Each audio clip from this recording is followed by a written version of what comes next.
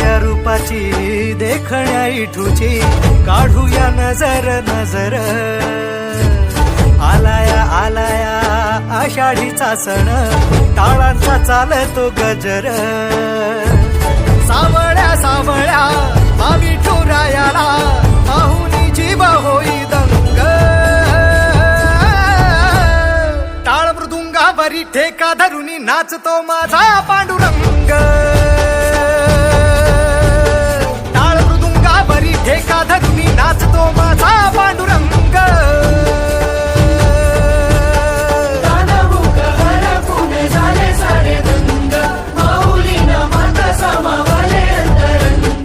प्रांगणाची दुरावस्था झालेली आहे.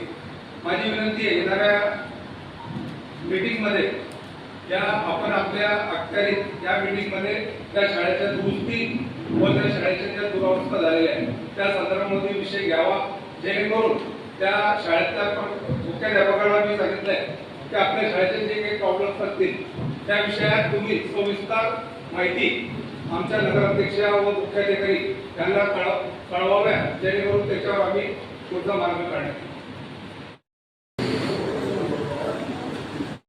बगीचाची देखभाल करणे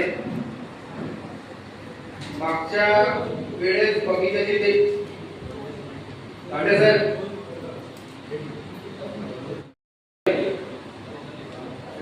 फक्त ऐकण्याची नोंद घ्यायची तुम्ही मागच्या वेळेस आपलं असं एक टेंडर निघालं होतं बगीचाची देखभाल करणे बऱ्याच पत्रकारांनी मीडियाच्या माध्यमातून या बगीचांच्या बरेच वेळा जे कंडिशन होती लाईव्ह कंडिशन ती म्हणजे ते जे फोटो टाकले होते मग आपण त्या अशा लोकांना बगीची साफसफाई करतोय का आता आपल्या घुसळत बगीचे आहे भरपूर तुम्हालाही माहिती आहे मग ते बगीच्यामध्ये तुम्ही जर एवढा खर्च करताल फक्त मी बघितलं मागच्या वेळेस की त्या बगीच्या साफसफाई होते आहे का हे तुम्ही पोलीस अधिकारी याच्यावर लक्ष देत नाही ते बगीच्याचा कोणी असो ते ठेकेदार कोणीही असो तो त्या ठेकेदारावर जर बगीच्याची साफसफाई नसेल होत तर अशा ठेकेदाराचे बिल बनवता कोण अधिकारी त्या अधिकाऱ्यांना समजत नाही का त्याला वाटत नाही काही की जर बगीचे साफसफाई होत नसेल आणि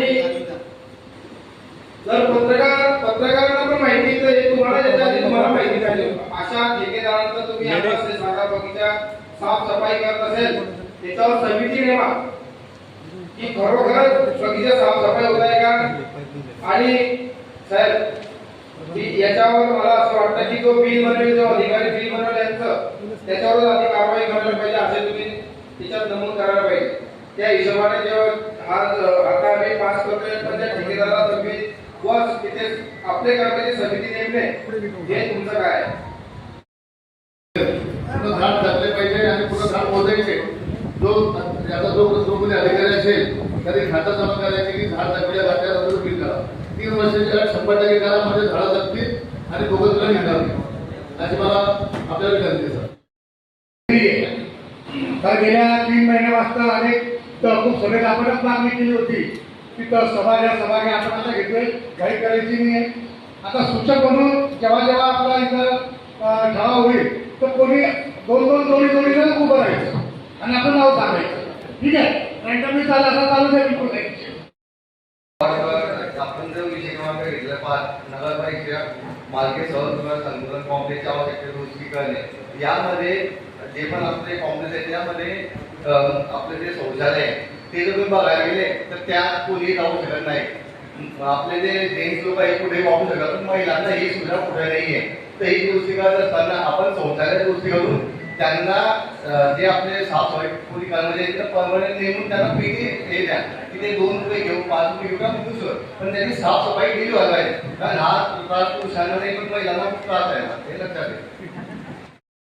घ्या कुसाळ नगर परिषदेला डॉक्टर बाबासाहेब आंबेडकर मैदानावर आपण गभीरताच करताय आनंदाची बाब आहे त्यात पण त्या मैदानाला मोठ्या होर्डिंगमध्ये नाव देणं हे अपेक्षित आहे त्या मैदानाला नाव द्यावं आपण तसा अधिकृत ठराव वगैरे घेऊन शासन दरम्यान त्याची नोंद आहे की डॉक्टर बाबासाहेब आंबेडकरचे मैदान आहे तर त्या मैदानाचं मोठं बोर्ड सुशोभिकरणाच्या नावाखाली तिथं लावावं म्हणजे आणखी त्या सौंदर्यात भर पडतात. भुसावळ शहरातील विविध भागातील कमी करण्याचा अर्थ ज्या घरातून भाडेकरू निघून गेलाय आणि ज्या ठिकाणी स्वतः मालक राहतो त्या ठिकाणी घर मालकाच्या दराने कर आकारणी करावी हाच विषय आहे. पण जर इथं भाडेकरू राहत असेल तरी पण त्याचं घर कमी करावं तर हे कायद्याला अपेक्षित नाही. आपण या बाबतीत काय आहे, आपले कर्मचारी 3 महिने लगातार त्याचा सर्वे घेतात. दर महिन्याला आपण त्या भाडेकरूंचा अर्ज घेतो. आमची तशीच इच्छा आहे की ज्यांचे घर भाडेकरू निघून गेलेले असतील त्यांचेच टॅक्स कमी करण्यात यावा आणि ते टॅक्स कमी करताना मागे ज्या चुका झाल्या असतील त्या सुद्धा दुरुस्त त्यात झाल्या पाहिजे. तर अनेक लोक अर्ज करून देतात परंतु त्यांचे किती दिवस झालेले नाही. म्हणजे अगदी 3 अर्ज दिल्यानंतरही 2-3 वर्ष त्यांचे कामं झालेले नाही. हा एक प्रकार त्यांच्यावर अन्याय आहे. तर हा अन्याय सुद्धा आपण दूर करण्याचा निश्चितपणे प्रयत्न करावा. मला असं वाटतं आपले जे कर वसुली जातात त्या टायमाला जे भाडेकरूचे नावं लावतात तेव्हा नावं लावताना आधी जे घरमालक आहे त्यांना सूचना द्यायला पाहिजे की आम्ही तुमच्या भाडेकरूचे नाव मी ते नाव नोंदणी करतोय याच्या. आणि यावर एक पण जरा काय होतंय माहितीये का, जे भाडेकरू आहे ते त्याचे नाव लागून गेल्यावर ते घर खाली करत नाहीये व ते घर स्वतः म्हणजे हडप करण्याच्या मार्गावर बरेच काही प्रत्येक वार्डात असे काही लोक आहेत. त्याच्यावर आपण काय करू शकतो, ते लोक त्यांचं नाव त्यांच्या उतारावर आपलं नगरपालिकेचं की ते लोक तिथे बसून गेलेले ते आमचं नाव लागलेलं आहे. तर माझं असं मत आहे घर मालकाने जर अर्ज केला, साहेब घर मालकाने जर अर्ज केला की भाडेकरूचं नाव आम्ही काढतोय याचं नाव इथून काढायचं तुम्ही याच्यावर निर्णय घ्या, ते नाव लगेच निघायला पाहिजे. तुम्ही म्हणसाल असं की तो भाडेकरू पण आधी खाली करा नाव काढेल याच्याने काय होतंय ते घरमालक करून राहिले ते लोक त्याच्यावर तुम्ही काहीतरी बोला. भाऊ याच्यामध्ये विषय असा आहे की आपल्या कुठल्याही टॅक्स पावतीच्या ठिकाणी जे असेसमेंट आहे त्याच्यात 2 नाव असतात. एक असतं घर मालकाचं नाव आणि एक असतं भोगोटादाराचं. भोगोटादार हा कधीच मालक नसतो. भोगोटादार हा फक्त भोगोटा करत असतो, तो त्याचा मालक नाही. कोर्टामध्ये अगदी सुप्रीम कोर्टापर्यंत याच्या केसेस झालेल्या आहेत. त्याच्यामध्ये कोर्टाने याचे दावे फेटाळले. त्यामुळे भोगोटादार सगळी नाव लागलं म्हणून मी त्याचा मालक झालो असा अर्थ होत नाही. मालकाच्या ठिकाणी मालकाचं नाव राहतं, भोगोटादार असेल म्हणजेच भाडेकरू तर त्याच्या ठिकाणी त्याचं नाव राहतं. तर कुठलाही भोगोटादार मालकी हक्क करू दावा करू शकत नाही. तर मग आपली तो निघत नाही. पण मग त्याच्याने मालकी हक्क सिद्ध होत नाही. नाही अजिबात नाही होत. आपल्या डिमांड उतार्यावर किंवा टॅक्सच्या पावतीवर आपण बऱ्याच प्रिंटच करून देतो की सदर कराची पावती ही फक्त कर वसुलीची पावती आहे, ही जागा मालकीचा पुरावा नाही. चुकीचे कामं झालेले आहेत. म्हणजे माझ्या प्रभागातील अपार्टमेंटमध्ये एका फ्लॅटमध्ये सुद्धा 8,000 रुपये टॅक्स आहे तर दुसऱ्या फ्लॅटला जवळजवळ 13,000 रुपये टॅक्स आहे. माझी आपल्याला विनंती आहे की ती जी एजन्सी होती त्या एजन्सीला रिकॉल करा, त्यांना परत बोलवा आणि परत एकदा त्यांच्याकडून सर्व व्यवस्थित करून घ्या. काय होतं याचा रोष अधिकाऱ्यांवर येत नाहीये, याचा रोष लोकप्रतिनिधींवर येतो आहे, एवढं लक्षात ठेवा. ते अडचण काय येते, गोशाळा की कुठल्या गोशाळेत नेऊन ते सोडायचं. तर आपल्या मुलीच्या कुठल्या गोशाळा असतील आपल्या शहराच्या जवळपास त्यांचे मालकाचे नाव नंबर आणि पत्ता आम्हाला मिळाला तर आम्ही त्यांचे पत्र करू. गोशाळेत कसे घेतात ना, आम्ही देतोय. आम्ही कोंडवाड याच्यातच देतोय गोशाळेमध्ये. पण तो मालक परत आला तर आपल्याला हे नाही करणार. आपल्याला त्याच्यामध्ये 2 गोष्टी आहेत. एक तर ते आपण पहिले सूचना देतो, आम्ही जर कारवाई करून उचललं आपण 3 वेळेस सूचना देतो की उचलू घ्या मालकाने आणि तर आम्ही कारवाई करू. तरी सुद्धा जर कोणी सार्वजनिक वाहतुकीचा अडथळा करणारे गुरु आढळून आले तर ते आपण उचलतो आणि गोशाळेत जमा करतो. आता गोशाळा याच्यामध्ये आता आरसी वापरण्याला आम्ही दिल्या ते कुठल्याही परिस्थितीत परत करत नाही. आणि काही गोशाळांचं असं आहे की मग आपण दंडात्मक कारवाई आपल्या कायद्यामध्ये तरतूद आहे, दंडात्मक कारवाई करून आपल्याला परत करता येते. मात्र जर ते रिपीट झालं पुन्हा त्याच मालकाने जर तिथं हे केलं तर त्यांच्यावर गुन्हा दाखल करण्याची पण आपल्याकडे तरतूद आहे. नाले सफाई व लहान मोठी गटार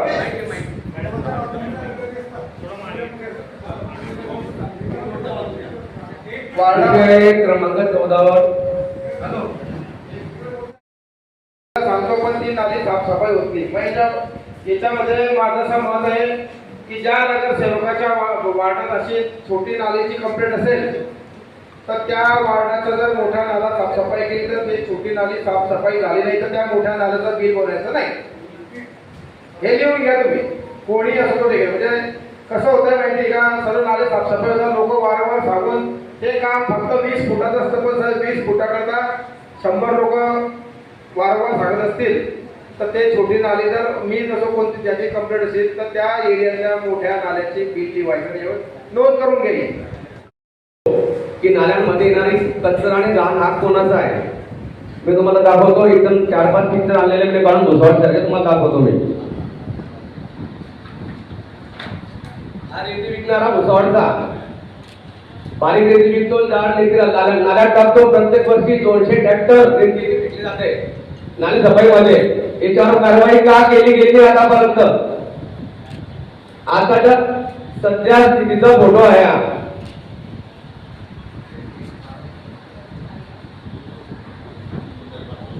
हा खडका रोड फुली, इथं सरस मटण विकलं जातं आणि मटणचा पूर्ण कचरा हा इथे टाकला जातो या नाल्याच्या कोपऱ्यावरती.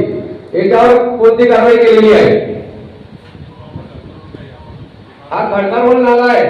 मच्छी विकणारे जेवढी मुंबईहून मच्छी येते ती थर्माकोल मध्ये आणते आणि ह्या नाल्यात टाकली जाते. की याच्यावर कारवाई करणार का आपण? एक आपलं जे रिलायन्स मार्ट आहे तो नाला आहे, हा रिलायन्स मार्ट जवळचा हा पूर्ण व्यापाऱ्यांचा कचरा आहे. साहेब, भुसावळ शहरामध्ये जेवढी नागरिक आहे तेवढे व्यापारी आहे, जेवढे नागरिक आहे तेवढे व्यापारी आहे. माझा जो लक्षात आलेला विषय असा आहे की जेवढा नागरिकांचा कचरा निघतो तेवढाच व्यापाऱ्यांचा कचरा निघतो. पण यांना एकालाही कारवाई न करण्यामुळे यांच्यामध्ये भीतीचं वातावरण शून्य आहे आणि सरळ कचरा हा नाल्यामध्ये जात आहे. तर नाले सफाईच्या वेळी सुरुवात करण्याच्या आधी यांच्यावर कारवाई आपण करणार का आणि आतापर्यंत किती कारवाया केलेल्या आहेत? हे पहा, थर्माकोल, पूर्ण थर्माकोल आहे, न नष्ट होणारा थर्माकोल. अशा प्रकारे जर होत असेल तर नाले सफाईला प्रत्येक वर्षी 80 लाख रुपये जात आहे आपले. 70 ते 80 लाख रुपये नगरपालिका फंडातून जात आहे. तर याच्यावर कारवाई होणार का?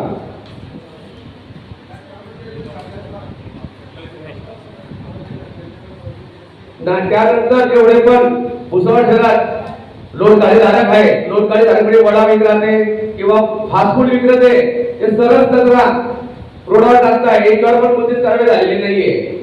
काही वेळ काळ कोणताच नसतो याचा कचरा टाकण्याचा. याच्यावर कारवाई आपण करणार का? कारण की स्वच्छता करणं हे जेवढी जबाबदारी तुमची माझी आहे तेवढी व्यापाराची पण आहे आणि आपल्याकडे शून्य कारवाई आहे. मी फक्त एक प्रश्न विचारेल, आपण तर शिवसाहेब नवीन आहे, आपला जो शहराचा कंप्लेंट नंबर आहे तो काय आहे साहेब सांगावा आपण? शहराचा जो आपला कंप्लेंट नंबर आहे शहरातला तो सांगावा आपण, काय नंबर आहे तो तरी साहेब आपण सांगावा. आपण तरी तुम्ही शिव साहेबांना विचारणार नाही. आणि मी आता तुम्हाला सांगतो की आपण जे कमिटी बिल बनवतो, कमिटी बिलवर तो नंबर छापा मागे 82 82 82 10 74 82 82 82 20 74. तुमचा कचरा जर 24 तासात उचलला नाही गेला तर नगरपालिका जबाबदार राहणार. असं त्या आपण वसुली बिलावर छापावं कृपया करून. ह्या नंबराला जेवढा आपण ऍड करू तेवढं आपला कचरा संकलन वाढेल, तो रस्त्यावर किंवा नाल्यात येणार नाही. मी एवढं सांगू इच्छितो आहे. नाले सफाई झाल्यानंतर त्याच्यात एक विषय माननीय नगराध्यक्ष ताईंनी ऍड करावा, हातोहात त्याला कंपाऊंड मारावे प्रत्येक नाल्याला, जेणेकरून प्रत्येक वर्षी 80 लाख रुपये आपले वाचतील. एवढं बोलून मी तुम्हाला संबोधतो. ज्या काही सूचना भाऊने दिल्या त्याचं तंतोतंत पालन करावं. साहेब, अध्यक्ष महोदय, आता पिंटू भाऊनी जो विषय मांडला त्याच्यातला एक फोटो माझ्या वार्डातला आहे.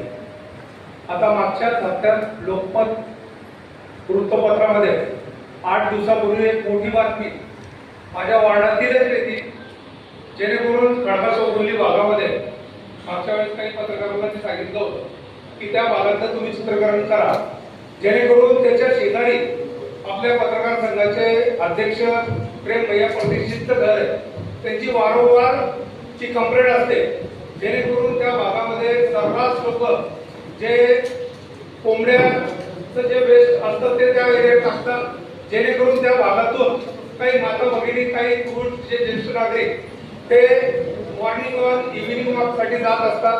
त्यांना खूप मोठी तिथं प्रॉब्लेम आहे साहेब, जेणेकरून त्या भागातील कचरा हा उचलला गेला पाहिजे. त्याचप्रमाणे माझ्या भागातील काही खडकागिरी, खंडाळा, कुंडाळा, सिंधी, चोरवाडा, पाटोडी, मुक्तड या भागातून येणारं जे पाणी आहे त्या नाल्यावर एक नारायणनगरचा लेआउट हा तिथे सँक्शन झालेला होता. माझं म्हणणं आहे की तुम्ही लेआउट सँक्शन करताना तिथून जाणारा नाला त्याचा बंदोबस्त त्या लेआउटवाल्याने काय केला आहे, तो नाला सर्रास तरी बंद केलेला आहे जेणेकरून त्या एरियातून जे जाणारं पाणी आहे त्या एरियात मोठे मोठे डाबके साचलेले आहेत आणि माझ्या वार्डातील काही नाल्यांचं स्वरूप 1 मीटर नालीमध्ये मी केलेलं आहे. एका नाल्याचे 3 तुकडे 1-1 मीटरच्या नाल्या केल्या आहेत. ते मागील 10 वर्षापासून आपण ते साफ केलेले आहे. प्राप्त होतं. अशा वेळेस अशी जेव्हा परिस्थिती निर्माण होते त्यावेळेस कायद्याच्या कलम 58 अन्वये माननीय नगराध्यक्षांना त्याच्यावर निर्णय घेण्याबाबतीत अधिकार देण्यात आलेले आहेत. त्यामध्ये अशी तरतूद केली आहे, जो निर्णय नगराध्यक्ष घेतील तो निर्णय त्यांनी पुढील येणाऱ्या सर्वसाधारण सभेला माहितीस्तव सादर करायचा आहे. तर त्या तरतुदी अन्वये आज माननीय नगराध्यक्ष ते जे काही निर्णय घेतलेले आहेत ते या सभेसमोर माहितीस्तव सादर करत आहेत. ते कोणते निर्णय घेतले 58 प्रमाणे दिलेल्या मंजुरीनंतर ते विषय मंजूर करायचे की नाही मंजूर करायचे असा काही भाग आहे का? माहितीस्तव त्याला पुढच्या मिटिंगच्या मंजुरीची गरज नाही. ओके.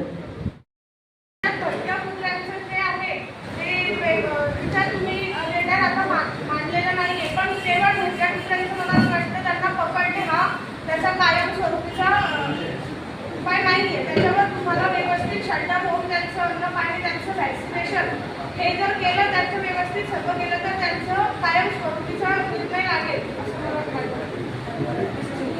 कारण तशा केसेस वाढलेल्या आहे आणि कुठे चालताय हे खूप वाढलेलं आहे. तर त्याच्यामुळे काहीतरी उपाययोजना करावी असं मला वाटते. साहेब या बाबतीत मी थोडी सूचना मांडू इच्छितोय. गेल्या काही दिवसापासून सत्ताधारी पार्टी या शहरातील कुत्रे पकडण्याच्या संदर्भामध्ये जबाबदारीनं कुत्रे पकडत आहे. आता टीका करणारा टीका करू देतो काही भाग वेगळा आहे, परंतु यामध्ये जो ठेकेदार आहे, जो मक्तेदार आहे, तो परभणीचा प्रधान, त्याचं अगदी शून्य नियोजन आहे. कुठल्याही प्रकारचं नियोजन न आखता या शहरामध्ये तो त्याने टेंडर घेतलेला आहे आणि कुठल्या प्रकारचं त्याचं नियोजन नाही. अगदी तो फोन उचलत नाही, या शहरामध्ये येत नाही.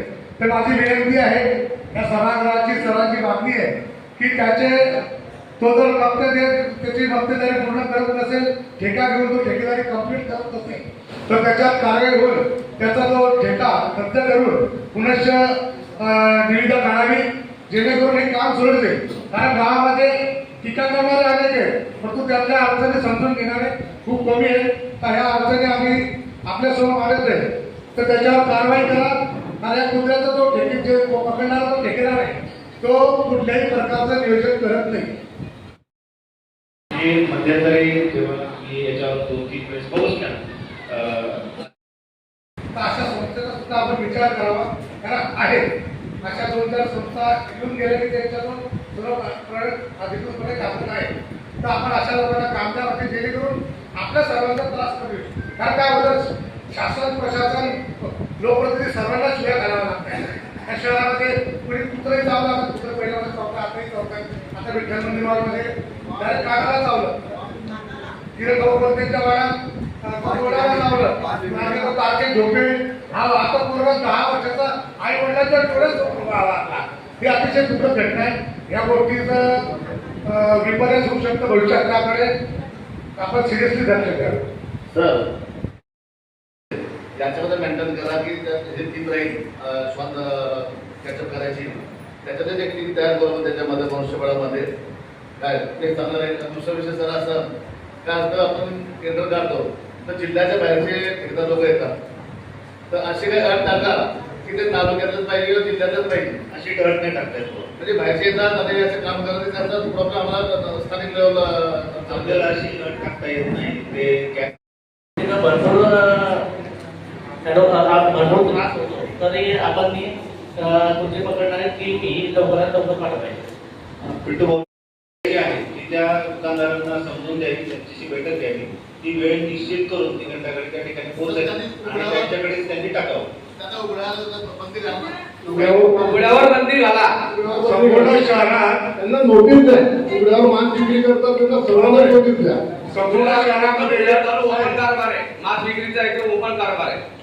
संपूर्ण असं आहे शहरामध्ये की हात लावून गेला आहे कसं जाताना असं हात लावून गेला आहे अशी कंडिशन आहे. आरोग्य विभाग प्रमुख हे जे उघड्यावर मास विक्री चालली आहे त्यांच्यावर पहिले नोटीस द्या त्यांना आणि त्यानंतर जर कोणी ते केवळ साहेब तर त्याच्यावर आपण सार्वजनिक साहेब, कारवाई ऐकताय का? केवळ ते उघड्यावर मास विक्री करते विक्री तर करतच आहे. परंतु ते कापायचं सध्या प्रक्रिया रोडावर करताय. रोडावर करतात. त्याच्यातले जे वेस्टेज असेल ते थेट नाल्यात टाकतात. नाल्यात जातं. वेटेज पूर्ण नाल्यात आहे त्यांचं पूर्ण. त्याच्यामुळे ते कुत्रे जे आहेत ना ते हिंसक झालेले आणि संपूर्ण नाल्यावर कमीत कमी प्रत्येक ठिकाणी जर आपण नाल्याचं जर पाणी गेली तर 50-100 कुत्रे सहज दिसतात. नदीवर ते खायला मिळत आहे ते वेस्टेज.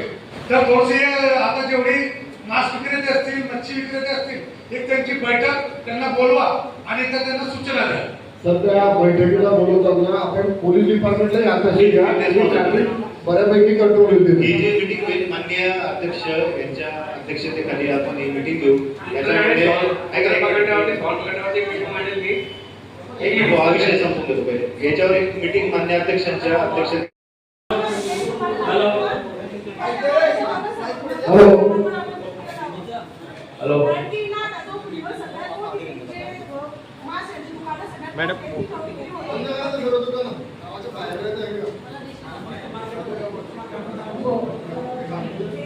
जे आता जो विषय झाला मटन वगैरे किंवा मच्छी म्हणजे नाटक फ्लेवर सगळ्यात पूर्ण एक आकाराचे मच्छी बसलेले असतात. सर्वांना म्हणजे सर्व असतात आणि काय होतं ट्रॅफिक सुद्धा शाळा सुटल्यावर तिथं जास्त होते. तर बऱ्याचशा गाड्या स्लीप होताना किंवा मी कुठलं गाडीच्या खाली आलेलं बघितलेलं आहे आणि असे बरेचसे अपघात तिथं सर्व जास्त होतात. तर त्यांना फक्त तर त्यांना वेळेचं नियोजन काय 1 तास किंवा 2 तास बाकी नियोजन आपण ठरवावं. तरी मला तरी असं वाटतं की तितका वेळ त्यांचा 1 ते 2 तास हातात असावा. तर तिकडे त्यांना करायचं असेल तर म्हणजे माझ्या गावामध्ये जवळजवळ 7 ते 8 ठिकाणी जवळजवळ मटणाची दुकानं आहेत. तर त्यांच्यावर पण कारवाई व्हावी आणि ते सर्व कुठे तिथं असतात सर. मी नेहमी बघते आणि ते सकाळी मॉर्निंग वॉकला जातात जे वयस्कर असतात ना त्यांना पण खूप त्रास होतो. अतिरिक्त रस्ते डोळ्याला बघतात आणि जे पण मास विक्रेते आपल्या शहरामध्ये या संदर्भाची मीटिंग होईल तर नगरसेवकांना पण बोलवण्यात सर्व मास विक्रेते जे आहेत चिकन असो मासे असो काही कुठल्याही प्रकारचा मास विक्री होत असेल त्या सर्वांचं सर्वप्रथम सर्वेक्षण करा. सर्वांचे नाव नंबर पत्ते आणि त्यांचे डॉक्युमेंट आहेत ते जमा करा. त्यांनी आपल्याकडून परवाना घेतलाय का याचा पण त्याच्यामध्ये तपास करा. नसल्यास संबंधितांना नोटीसही द्या आणि पुढील मीटिंग मध्ये जे ठरेल त्याप्रमाणे कारवाई करा. त्या गोष्टी जवळ वाटते. आता मी 1991 सालापासून नगरसेवक झाल्यानंतर तेव्हा नागरिक मूलभूत सेवा योजना ही लागू होती आणि आरक्षण असल्यामुळे त्यांना आज रोजी पंतप्रधान निवास योजनेचा लाभ घेता येत नाहीये. तर असे सुद्धा काही अतिक्रमण असतील तर ते नियमाकृत करावे आणि त्याच्यावरचं जे काही आरक्षण असेल ते काढून स्लम इम्प्रुव्हमेंटसाठी त्याच्यावर आरक्षण टाकावं जेणेकरून भविष्यामध्ये त्यांना घरकुल योजनेचा लाभ घेता येईल. हॅलो सर, माझ्या भागामध्ये गरुड म्हणून एक व्यक्ती आहे की त्यांच्या जागेवर बऱ्याच जणांनी घरं बांधलेली आहे. ते 30 ते 35 किंवा त्यापेक्षा जास्त तिथे स्थायिक झालेले आहे. आता त्यांना घरकुल योजनेचा लाभ घ्यायचा आहे तर सर ते कोणत्या पद्धतीने घेऊ शकता? कारण की ते आता झालं प्रायव्हेट झालेली जागा पण ते बऱ्याच वर्षापासून तिथे स्थायिक आहे आणि त्यांनी अर्जही दिलेला आहे. कनौजे म्हणून आहे माझ्या भागात. त्यांनी कनौजे म्हणून आहे माझ्या भागात. त्यांनी असं आहे की कुठलीही शासनाची जी योजना आहे घरकुलाची ती खासगी जागेवरच्या आम्ही जर म्हणायला लागलो कारण की त्या व्यक्तीच्या मालकी हक्कावर त्याच्याने कदा येते. त्यामुळे जर तो मालक स्वतः तयार असेल ती जागा द्यायला त्यांना तर गोष्ट वेगळी. सर त्यांनी खरेदी पण केली म्हणे. ते मला सांगता की आपण त्यांना तुम्ही इतकं सांगा की मी त्यांना वारंवार सांगितलंय तुम्हाला अनुमती नाहीये. कागद आधी तुम्हाला जितकी कटिंग करायची आहे रोज करा तुम्ही. तुम्ही बोला 12 नंतर कारण की लोक थांबतात नाही. रात्रीच्या वेळेस पण भरपूर वेळेस लाईट जाते. लोक घरापर्यंत येतात 2-2, 3-3 वाजता की लाईट ऑन करून द्या. तुम्ही नोंद घ्यावी.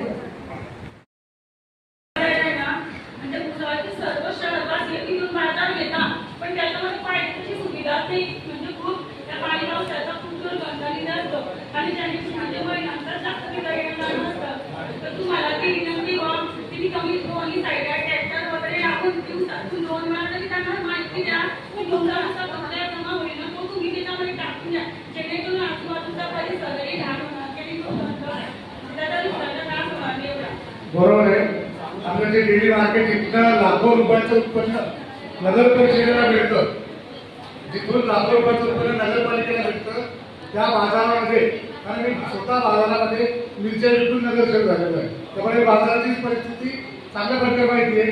तर तिथं मुतारीपासून किंवा कुठल्या प्रकारची सोय पाण्याची पिणे आणि घाण कचरा सर्व पडलेलं असतं.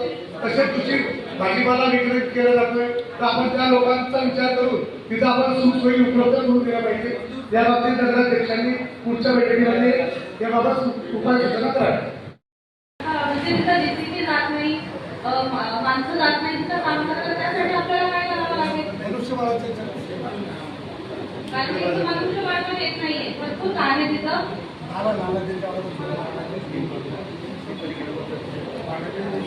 इतकी घाण येते साईडला, मनुष्यबळ अजिबात नव्हतं त्यासाठी तिथं, म्हणजे जागाच नाही तिथं जाण्यासाठी. आणि गटाराचं असं झालेलं आहे प्रॉब्लेम.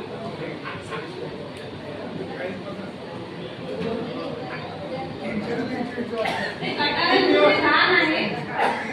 जे नाण्याचा विषय आहे त्यासाठी आपण सेवेज पंप म्हणून घेतलेले पंप आपण त्याच्यात टाकणार त्याचा उपसरा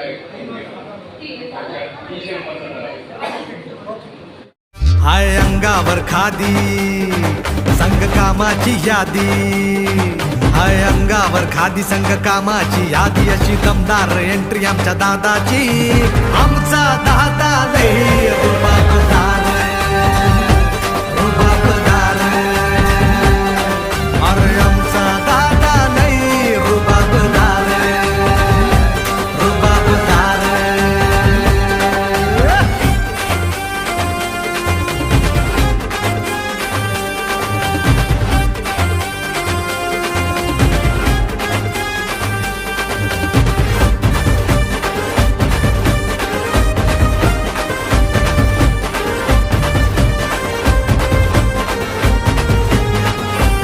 Subscribe now and press the bell icon. Never miss an update.